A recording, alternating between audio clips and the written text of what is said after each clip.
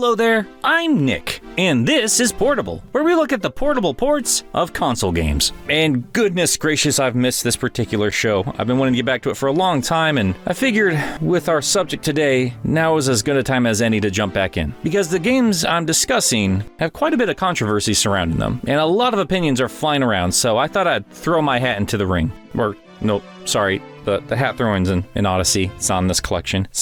I guess I'll squirt my opinion into the ring. I'll squirt.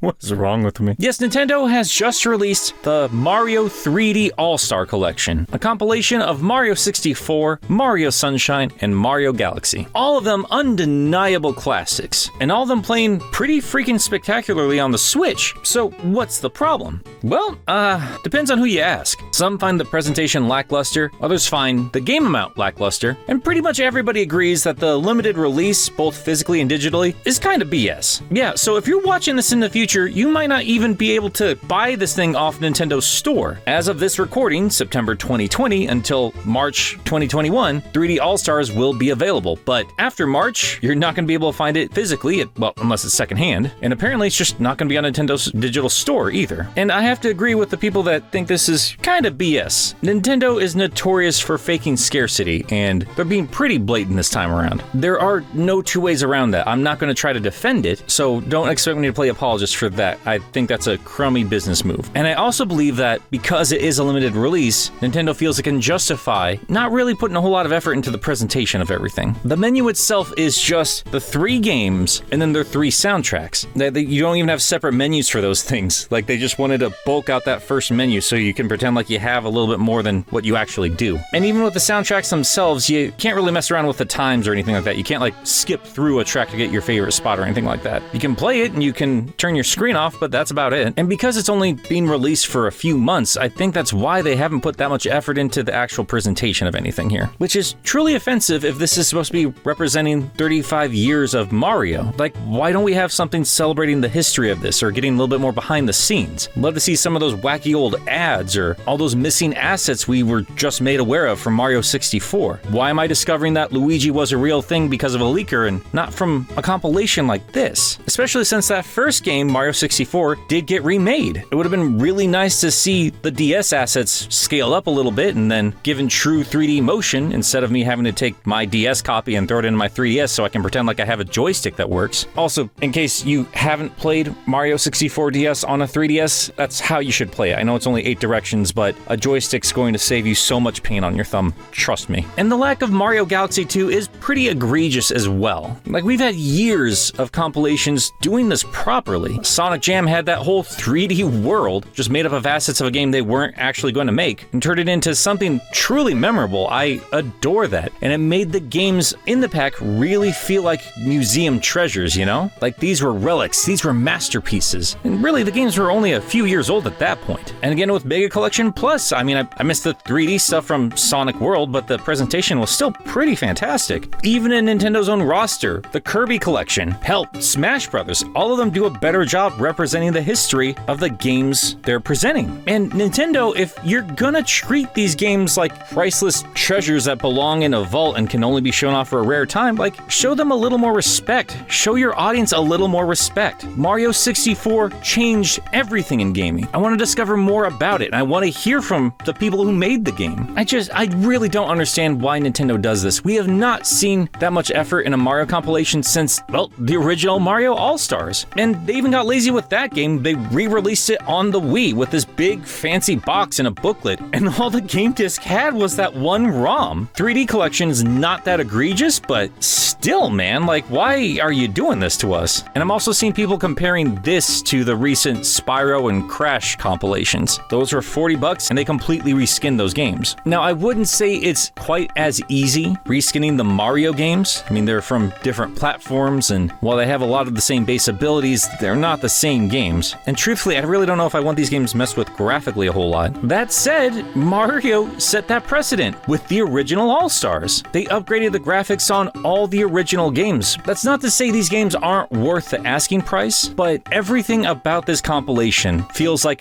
the bare minimum. Are all these games masterpieces? Yes. When you combine them all, are they worth $60? I think so, but I know Nintendo can afford to do more. I know Nintendo can afford to keep this game on the market more than a few months. And while I'm happy they smoothed out some of the assets in Mario 64, whoop-de-doo, it's not impossible for them to give us a little bit more. And if they'd just taken one more step in any direction, I feel like people would have been praising this top to bottom. If you'd given us a proper museum in the game, or if you'd thrown in Mario Galaxy 2, or if you kept it as it is and then sold it at $40 instead of the $60. If they had just done one of these things, I feel like the asking price would have been completely justified. Instead, they put it at $60, which is I'm on the fence kind of a price for a bunch of old games, as good as they are. Then added on the limited scarcity garbage just to push people into buying it, and you know what? It worked. And it worked on me too. As much as I'm complaining about all of this, I bought it because I love these games. I really and truly do. Yeah, I'm known as a Sonic fan, but I'm not going to pretend like Mario 64 isn't just a stunning game. I cannot believe that game holds up as well as it does all these years later. So,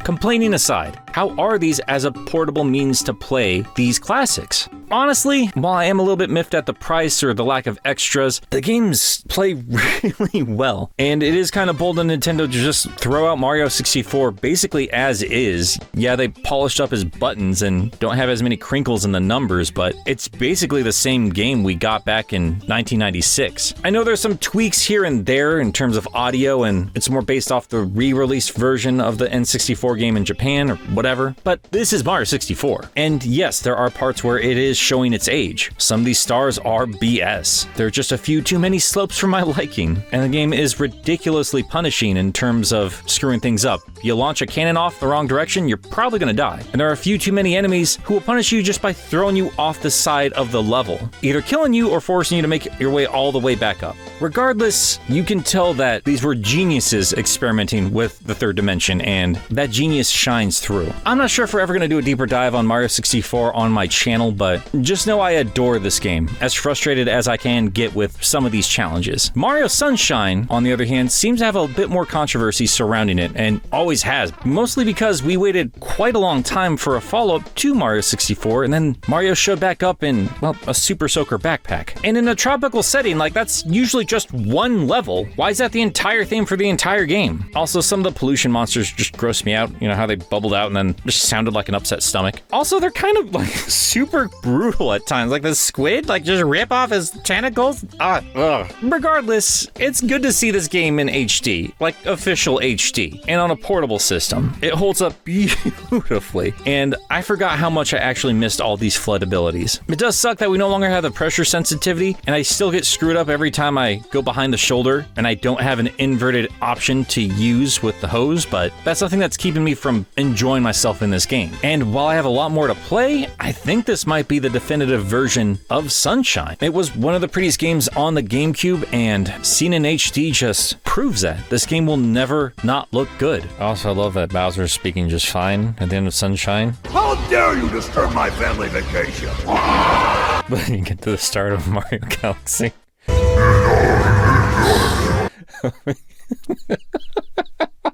It's like the opening of Mario 64 where you get to play with his face, except that little pointer hand just completely lost its mind. It's just slapping like just that silly putty face of his. It's just like the funniest thing. It's just like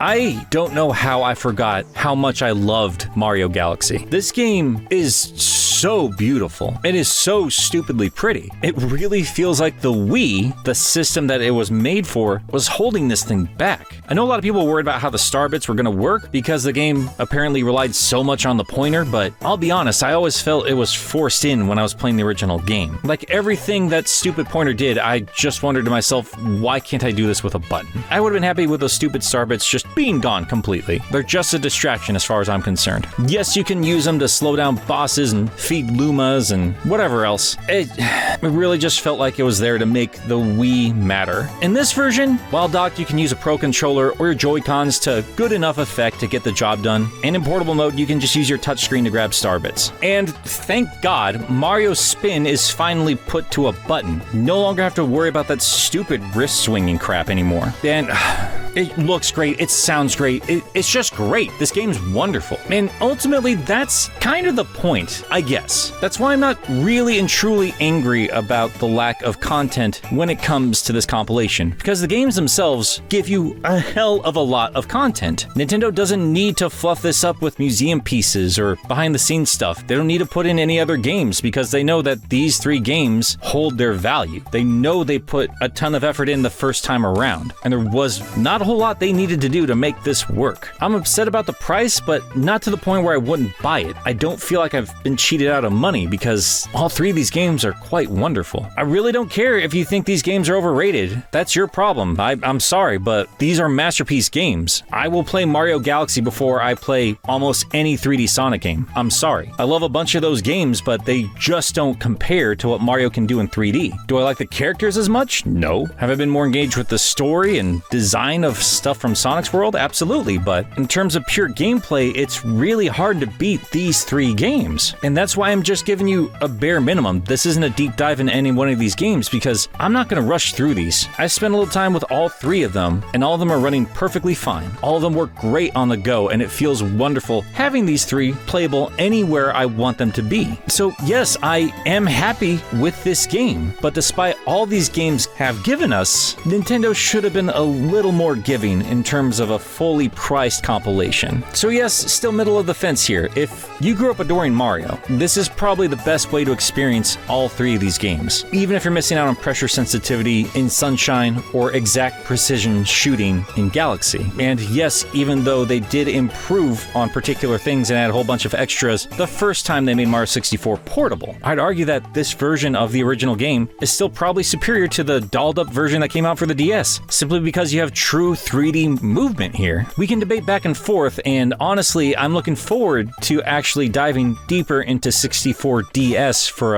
another episode of Portable. And I am frustrated that Nintendo didn't make that answer more definitive for me. Might not have been easy to upscale a DS game and then bring them over to the Switch, but if anyone can do it, it's Nintendo. They have the source code, they have the money, and if any game deserves that much attention, it's Mario 64. No, I'm just kind of rambling at this point. Let me know if you like a deeper dive into Mario 64 or Sunshine or Galaxy, and I'll be happy to do it. But in the meantime, I'm gonna enjoy myself. I'm not gonna rush through this, because at the end of the day, it's the games that matter, and they didn't skimp on that at least.